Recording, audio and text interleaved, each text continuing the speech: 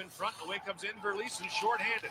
Leeson, look out! Footoff had him lined up and just missed him. It's a double Dion. Now the defenseman falls. Here comes Crosby, and Crosby drive. Kuznetsov the save. Rebound. This is peak World Junior hockey right here. Right there. Sid and Bergeron. A double Dion. It's a double Dion. Ladies and gentlemen, boys and girls, welcome back to another episode of the BobN'Frank Hockey Podcast, episode number 23. 23. Love to see it. Love it. How do we do it? How do we get back to that?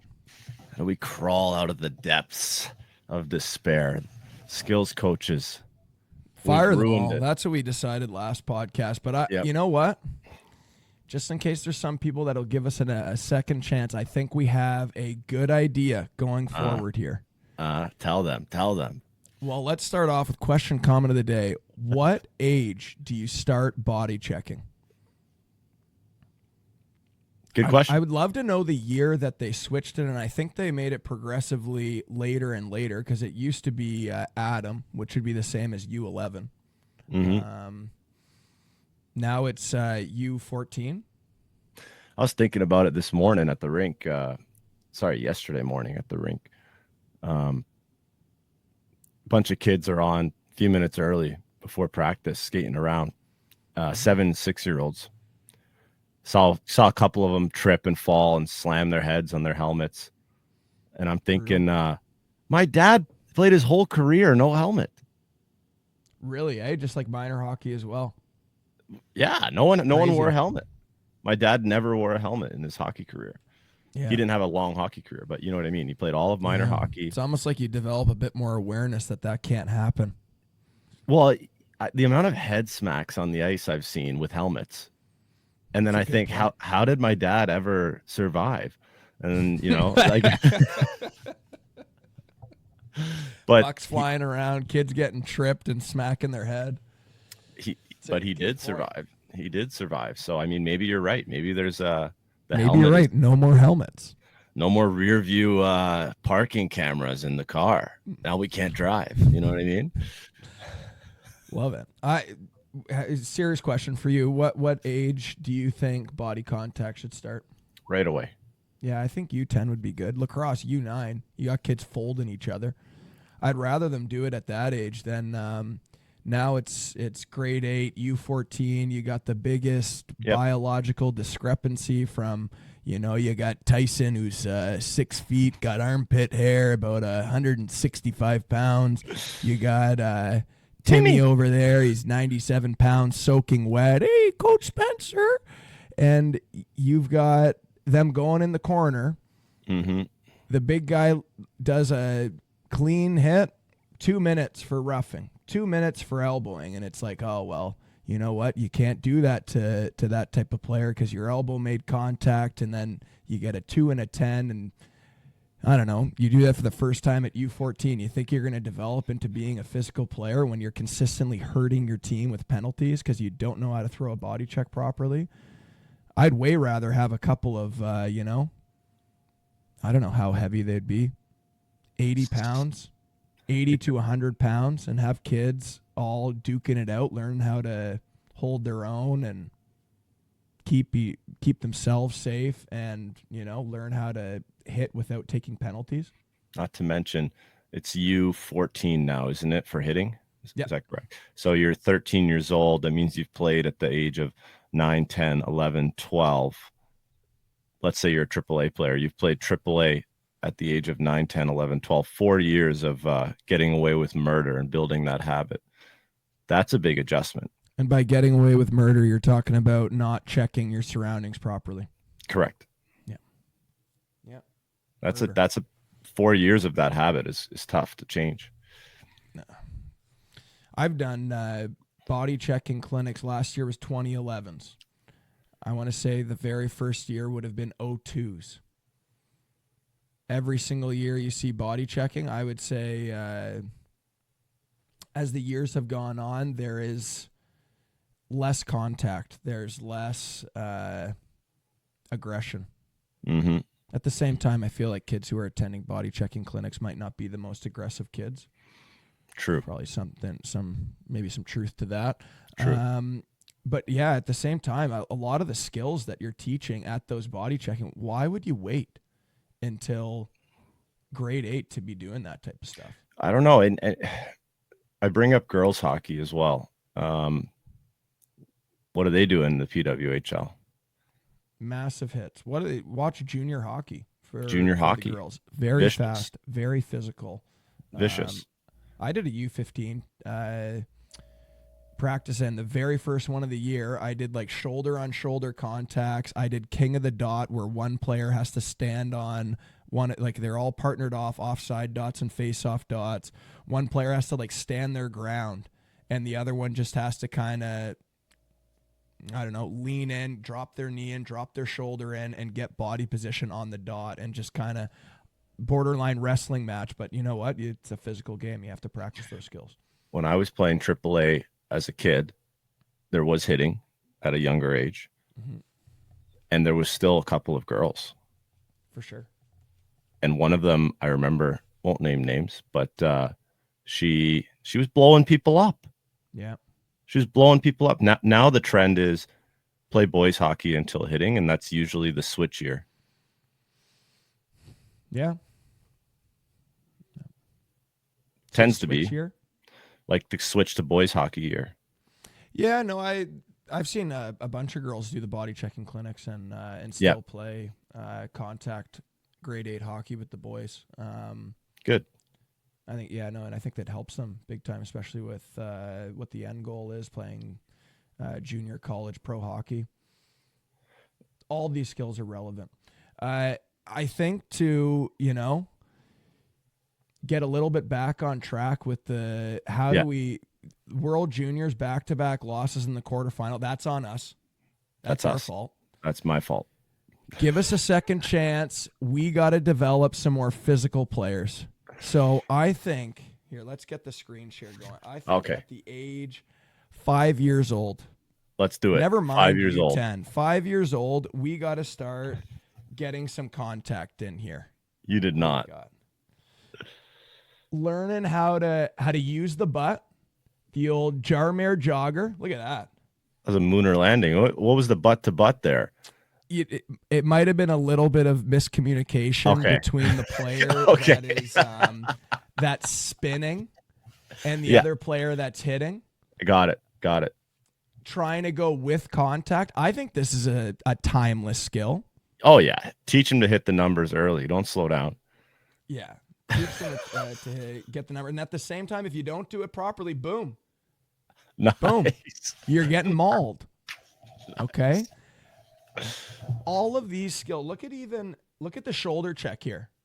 Look at that little shoulder check. That's a good shoulder check. Working on your spatial awareness. Yes. Yep. I love this.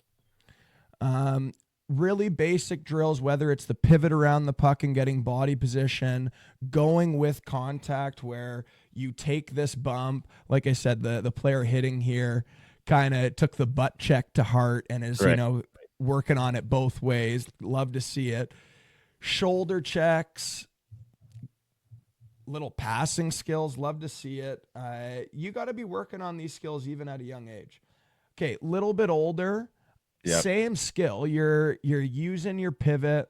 You're trying to make contact. I'd love to see more bumping into the hands than that second rep. But the first one there, great job shielding the puck, using a pivot, using contact. What do we got here? This is my same age. This is the North Stars U10 2015 AAA North Stars. This is just basically the same drill as your 5-year-olds, but I was stressing that this is when someone gets into your space, you got to turn and protect the puck. So instead of turn around right away and let them skate at you and get you, kind of wait for the last second and then turn was the idea. And there's going to be somebody saying, "Oh, like you're turning your back, you're asking to get checked from behind." Yep. Again, you've got to practice this stuff at a younger age. If you are waiting until being in grade 8, and that's when Hockey Canada says, you know what, now you're allowed to body check. those are the situations where a kid's going to turn at the wrong time, get someone hits him on the numbers, throws him head first in the boards. You need to learn how to manage that space, because it's on one hand, it can be a weapon where you spin off checks. I've watched your team play in the Silver Stick. I saw a bunch of players down low. Spinning off checks. Yep. Spinning off, protecting the puck. And yeah, you got to learn how to have the right spatial awareness to keep yourself safe. Yep. Because you're going to go turn on the highest level in the world. There's going to be guys spinning off checks around the boards. Sure, and there is. Sometimes they time it the wrong way and they get dummied headfirst into the boards. Sure they do. Yeah. We're talking about USA hockey here, and you want to know what makes USA hockey on another level? We got to take note of. Tell me. Oklahoma drills. Oklahoma drills. We got to get the kids just ready to go to war. Okay, look at this. I don't know. Maybe an Oklahoma drill would be a little bit more aggressive than this, but just let me who's talk. Stronger. This is who's stronger. Draw a couple lines on the ice, and they're just sumo wrestling to push them across. And you know what it teaches them as well? Wrestling drill. Love it. That's it. It teaches them, number one, that you win this battle with your legs. Good idea. I think there's a clip here where a smaller guy wins the battle. I don't know which one that is, but yeah, I think it's this one. Yeah. Smaller guy wins the battle. Love it. You got to be strong on your edges and understand the balance, understand the body mass, center of gravity, whatever you want to call it, right? I might do this with the 5-year-olds. The kids love it. Kids love it. Yeah, this one's a fan favorite for sure. Yep. Great drill. Okay, what else? What else do we got to do to make Canada great again? Here's another one. The timing of checks is really tough. So put out a couple pylons to make sure someone skates somewhere, and have the other guy follow time. This is one where they were flipping to backwards, but you can do any version you want. Flip forwards hitting, backwards hitting. It's making someone skate one way, and the other guy has the advantage of knowing where he's going to skate, and you learn how to time and set up body contact. For sure. In all the body checking clinics, doing some stationary drills where they feel out contact, learn how to weight transfer, use their shoulder cap properly, doing drills on the boards to keep them safe.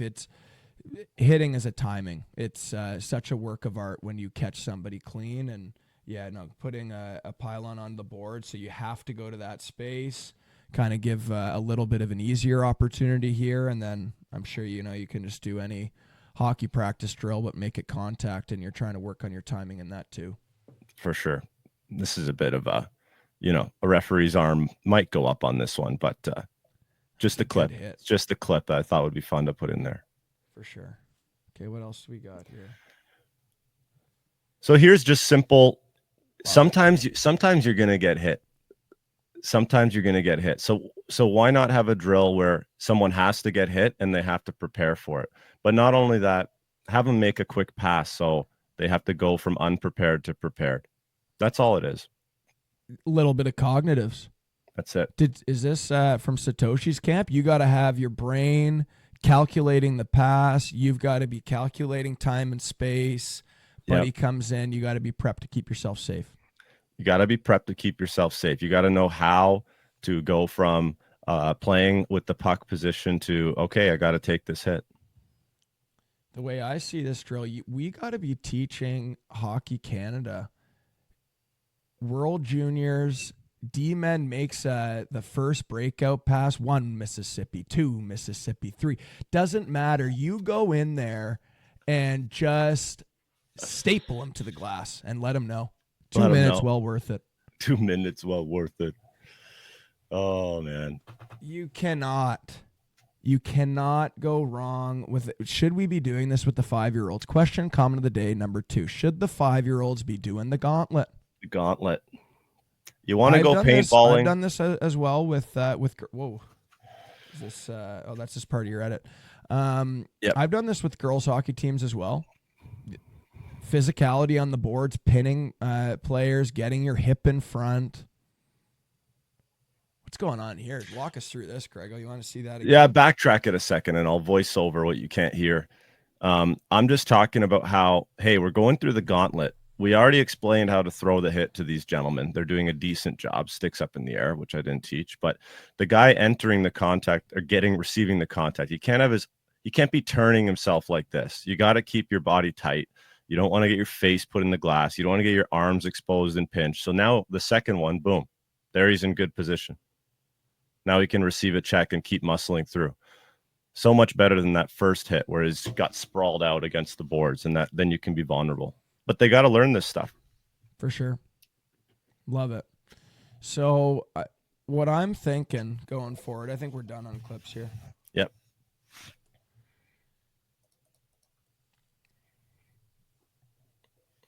The difference maker is not going to be the drag release. Don't get us started on punch turns. Line skates, throw them out the window. It's got to be Oklahoma drills, gauntlets, what else? Angling, timing drills. And we got to get our identity back. I think so. To just be a physical force intimidating the opposition. Where was that? Where was that on New Year's Eve? I'm not sure where that was at the World Juniors 2024. Well, this next generation coming in is going to be Any comments on the rule changes? In general with the hitting? Like, for example, what sticks out to me was there was a big hit at center ice. I forget who it was. Might have been Cowan. I don't know. They got a big kneeing major. Did you see that hit? In the quarterfinals, the Sikora was lying on the ice, took a peek around and played dead, and then was out for like 4 minutes out of 5 on the power play. Love to see it. So how much does the rule changes affect the physicality?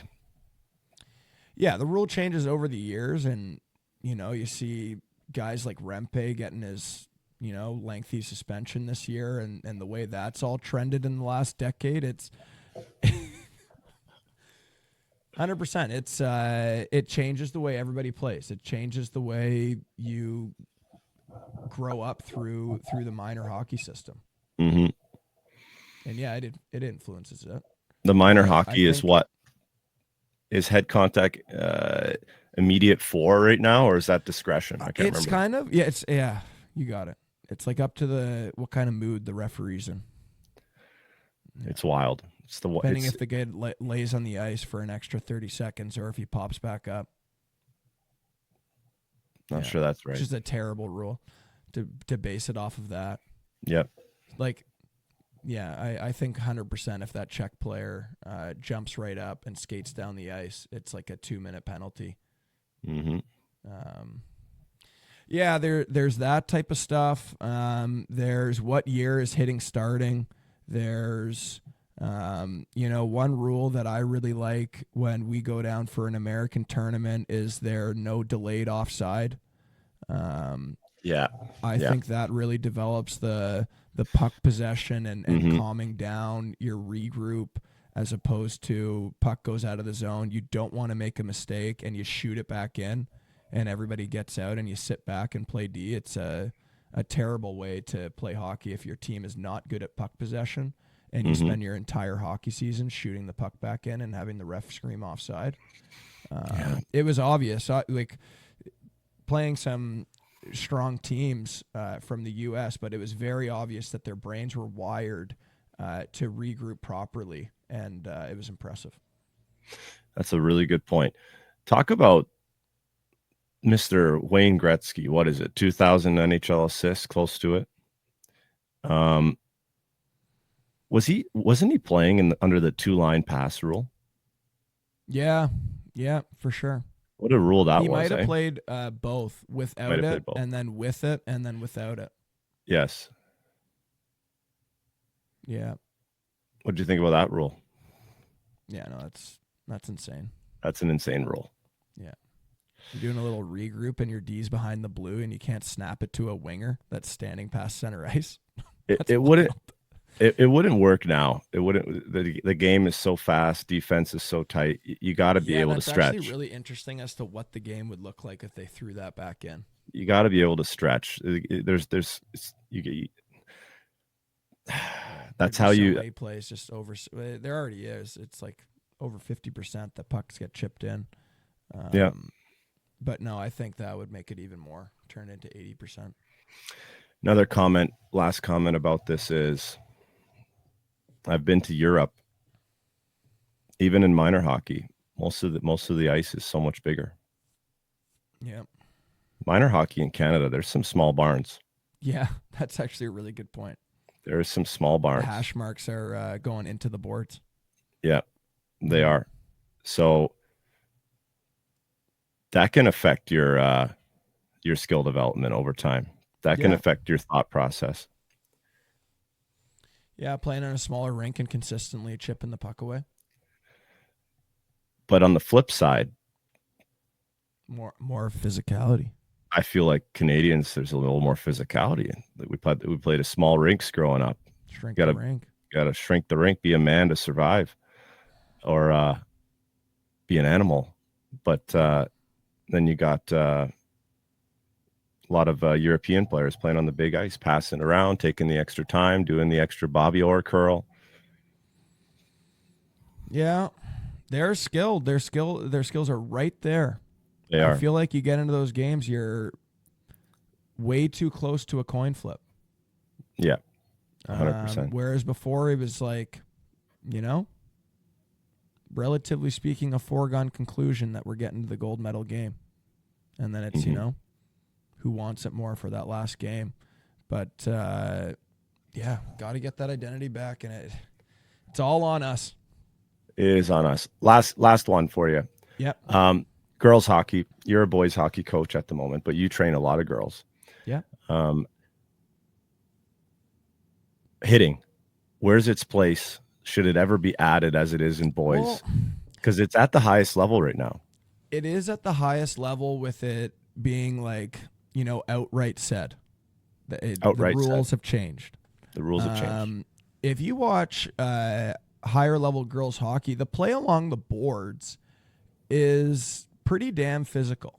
Yes, it is. You don't have girls lining each other up in the neutral zone. No. And someone helicoptering with a massive hit. Like I think it's really cool to watch at the PWHL. It is cool. You'd have to think. You have to start to prepare these girls. If NCAA changes the rule, then the league below NCAA has to change it. Mm-hmm. Yeah, I think you should see a trickle-down effect with that. Because all the college girls are gunning to play PWHL. All the top girls, I'd like to think. A lot of them, for sure. A lot of them, they want to do it. Yeah. Yep. And now you're going to have the young girls aspiring to that, right? Whereas maybe 2 years ago, whatever it is now, a lot of the young girls aren't thinking that. They're just thinking, oh, scholarship is my dream, right? Love to see a Haley Wickenizer Rock'em Sock'em. Yeah. Edition number 1. Just show the PWHL. That would be incredible if she took on a role like that, like Don Cherry, and just started making videos. I was trying to think of who's a good media face for that, but can't think of it right now. Yeah. Well, case closed. We're back.